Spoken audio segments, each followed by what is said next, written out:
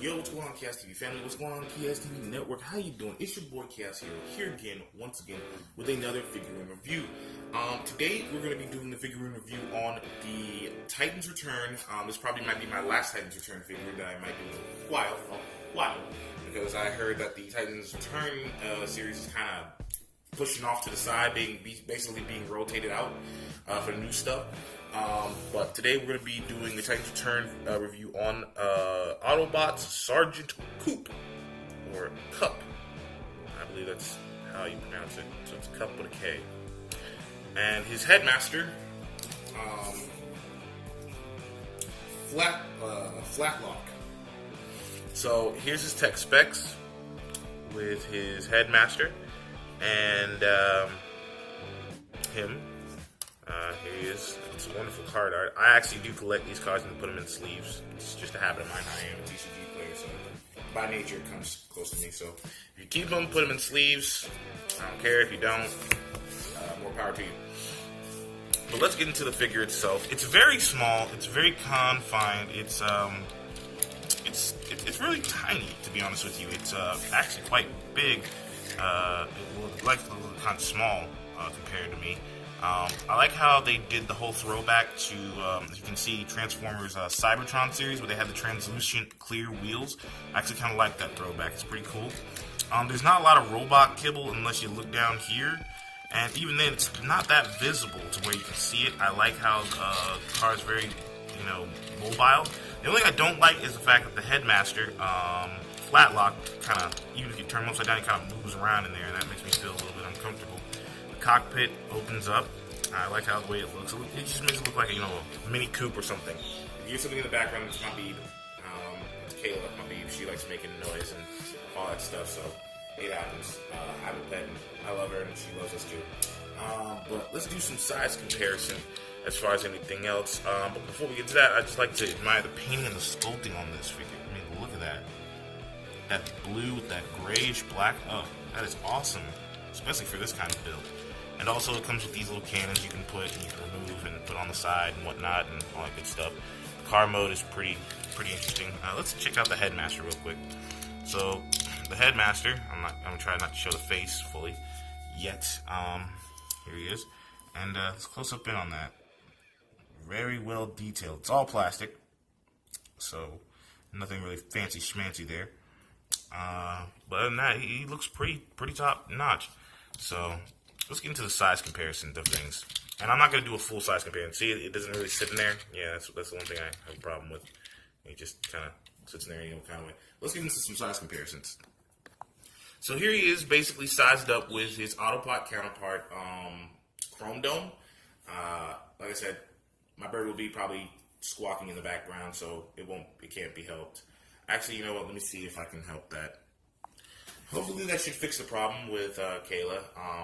I usually put her up in her cage when she's acting up because she kind of got a little squawky when I told her to kind of be quiet and she had a little attitude. But either way, compare the size comparisons to both of them. I loved his other counterpart, which was the first Headmaster series I actually collected when I first got back into Transformers. And I don't think I did a review on him. Leave down in the comments to see if, tell me if I did a review on him or not. Now, compared to them, the lengthwise, they're not that the same due to the fact that he is convertible and this is more of a truck or a mid-size sedan. Size comparison, they're pretty solid and pretty even across the board. So, I mean, car-wise, you can't really say much because in length, he's a couple of inches longer than him. In height, he's actually, Coop is actually taller than Chrome Dome. So, it kind of balances each other's out. One's taller, the other one's shorter in retrospect of it being sleeker and more compact to be racing or more of a mid-racer kind of thing. This is more of a transport vehicle or patrol vehicle with reconnaissance. But enough of that. Let's get into the transformation of this figure, please. So what you'll first want to do is you want to take your headmaster out, which is Flatlock. Just sit him over somewhere to the side, You ain't got to put them that far, but just sit them over there somewhere to the side. You close this thing here. You take these parts right back off here on the hatchback and put them off to the side as well. So what you end up doing is you take the sides. Now be careful with this, guys. And take these front parts apart. Don't take them off aggressively. Make sure they're kind of loose back here. Then what you want to do is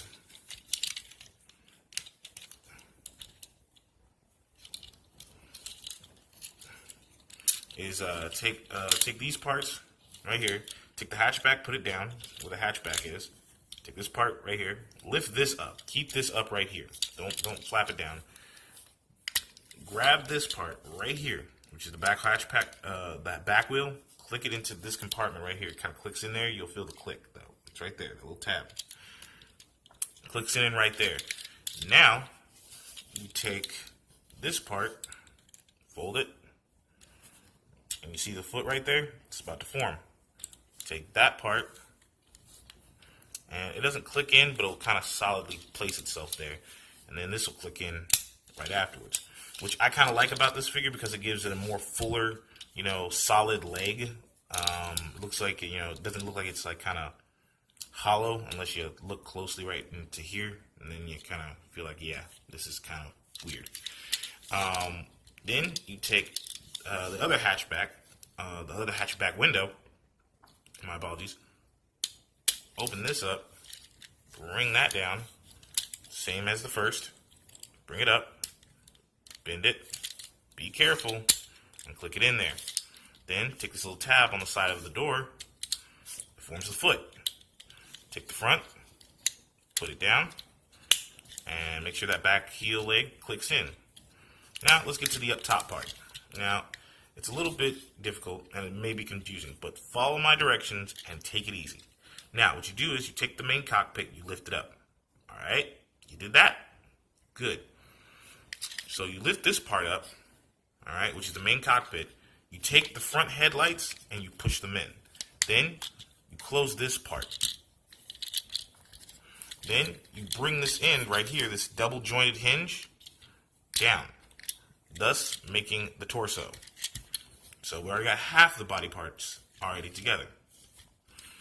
Now we take the arms, and be careful because they are very sensitive and can be broken. This little hinge right here, you just bring it down gently. There you go. Same thing as the other one. See? That way you have this, where you have the head compartment. Now the hands, you just bring down, like so. Bring the arms down, and then straighten out the wrists. And there you have it. You have his full body. He's not that hard or difficult to transform, like many Headmasters. If I wanted to compare scale range on difficulty to Headmasters, I would put Trigger Happy, Highbrow, and I think the Power Master Optimus Prime on scales 10, because they're a little bit more difficult and a higher grade of transformation for the newcomers and stuff. So I kind of understand that. But enough of me digressing. Let's get his Headmaster on. So take his Headmaster, straighten out his arms, and there you go. There goes Sergeant Coop. So what you do is you have to line up the hole where the head is. So as you can clearly see, the head needs to be facing backwards. So that way it fits into the neck properly. So let's straighten this thing out. Sorry about that, y'all. Make sure that's straightened out and all. Sorry, I keep bumping the camera. And there we go. His head doesn't get that much range of posability, which is unfortunate. But hey, it's the sacrifice you make to make this figure work. Doesn't have that much posability. It does do on a swivel. And here you have it. Oh, and don't forget, can't forget, no Transformer or Autobots complete without their weapons.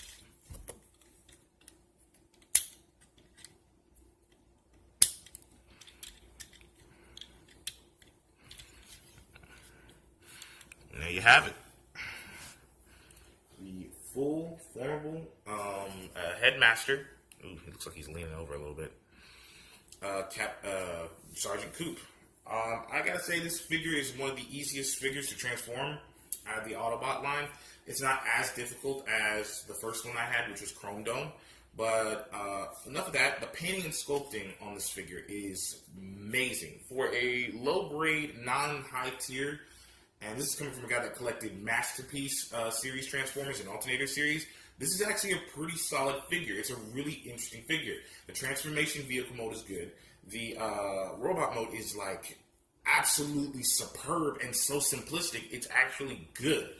The colors, the contrast just make it pop. The yellow makes the blue pop, along with the teal and light teal and dark teal, which complements the gray and lightish gray on this figure, which makes it really stand out to me. And that's what made me really like this figure when I seen it at my local Walmart.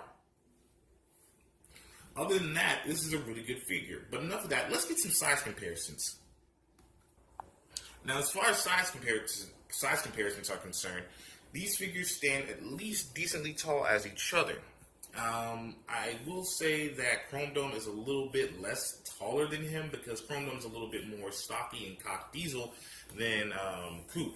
Also, these are my two favorite figures, one of the two favorite figures that I like because these two figures actually do have functioning waist swivels. But they're only due to transformation, unfortunately.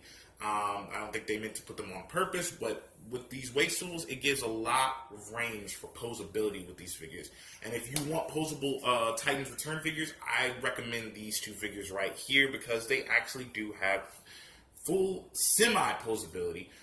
They don't really have much of a toe pivot or a mostly like a good knee bend. I would say it's a non-double jointed knee, but either way, these figures are very worth it. And like I said, Coop is very worth it as well. So honestly, I recommend it. He costs about, on the average, $15 to $16. At the lowest you'll probably get him at is like $12, probably used. But brand new, probably $15 to $16 plus taxes, probably. Or if you're ordering offline, delivery's like $20 bucks, 21, 45. Depending on where you order it and who you order it from. But yeah, he's a really worth it figure. But other than that, this has been my review on the Titans Return Sergeant Coop, Autobots Sergeant Coop, and Flatlock. This, like I said, I will be doing other figurine reviews. Be sure to stay tuned somewhere down the week or the month where I do a figurine review on the SH Figuarts Kamen Rider Ghost and also Kamen Rider Wizard, Kamen Rider Mask Rider Beast. But other than that, like I said, this has been your boy Chaos Hero, and I just jumped out the chaos to show you something awesome. Peace. Also, be sure to catch me on my live streams on Instagram at Kenneth J. Williams at Instagram. Also, catch me on my Facebook page and also our group Facebook page at Chaos TV or Kenneth Williams on Facebook for the live stream that I will be doing on this figure. This is a model kit set of the Gundam Wing XA Dark Matter, and I will be live streaming the entire time I'm building this figure, all the way up until the day I review this figure. So it's going to be live streams from this point out. Y'all can catch me, watch me do it, and build this Gundam Wing. Because trust me, this is a very big box, and there's a lot of parts to this thing. For a little bit of a teaser, the manual is literally the average size of a comic book, as you can see, and all this stuff. So I got my work ahead of me, but I won't be doing this up until the month of March. So you have 2 months where I will be doing a figurine review series called the Mech March Madness.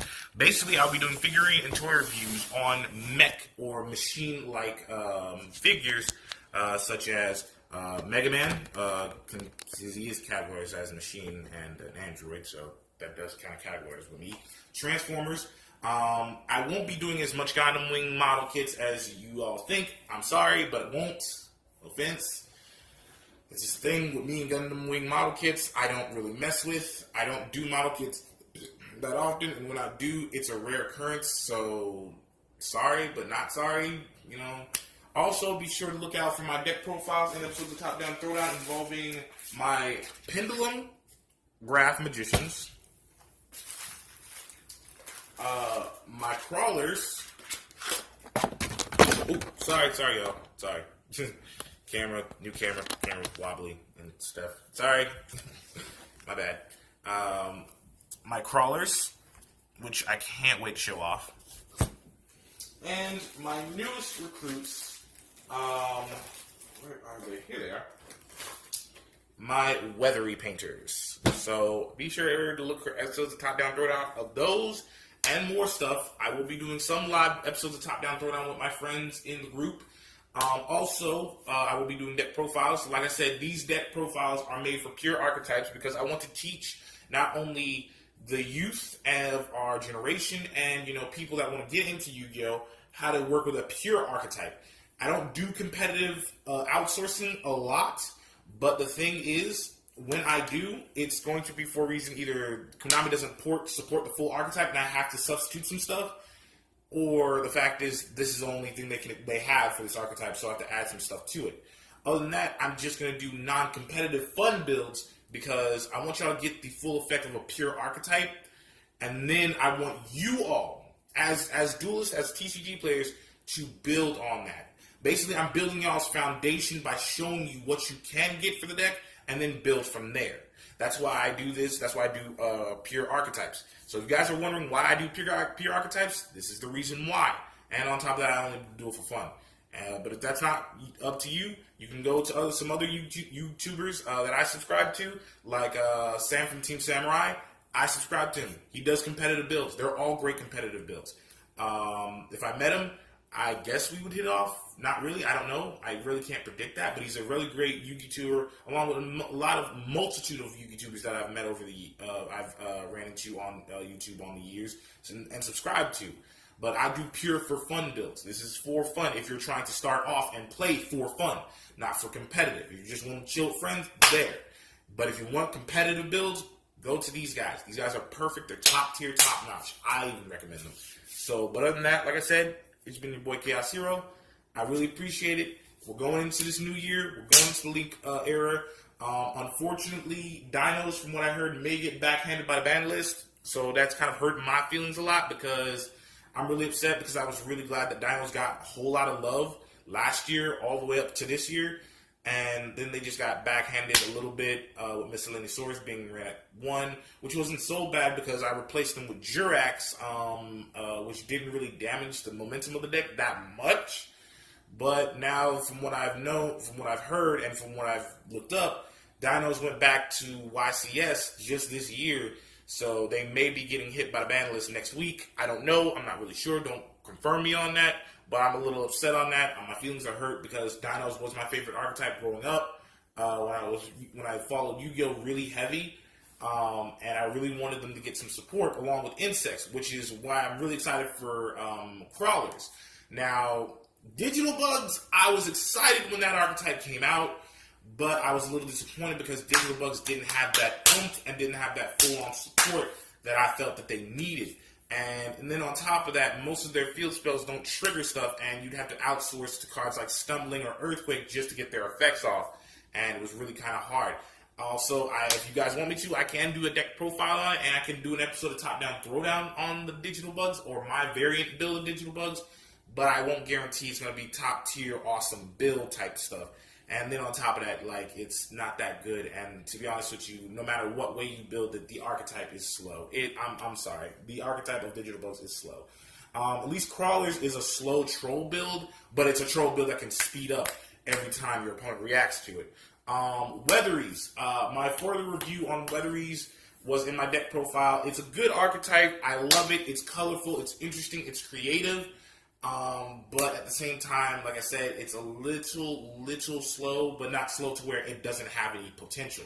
That is not what I'm saying. I love Weatheries. That's the reason why I was so hyped to build them right behind Gokis, which I'm still waiting on Gokis. Please bring the rest of the Gokis out so I can finish building the archetype. I have half a deck done, and I need to get it done. Pendulum Graph Magicians are very unique and interesting. It's a different take from me using my Performer Pals.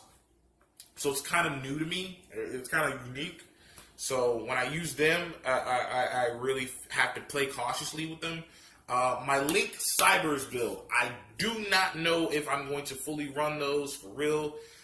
They were interesting when I first played them, but I'm still keep trying to push them. It's going to be the budget Link Cybers build with one copy of Firewall Dragon, and I didn't pay any money for it because I got it out of the booster pack. Lucky me. But other than that, like I said, this is your boy Chaos Hero, and I'm going to jump out the chaos. Sorry about this long video, but I just want to keep y'all updated on what's going on, what's going down, and what I've been up to. Like I said, I've been busy at work, but I'm going to try to jump out the chaos to give you the best reviews and also episodes of Top Down Throwdown when I can. I also found out recently that I could live stream an app game formerly known as King's Raid. If you guys aren't familiar with that, look that up on your Google App Store. It's a pretty interesting dungeon crawler kind of game. It has great graphics in my opinion, great character building. I would say the standard start off characters you get are pretty unique, and they have a good story mode to it. But like I said, I'm Chaos Hero. I'm out. Love you guys. Peace.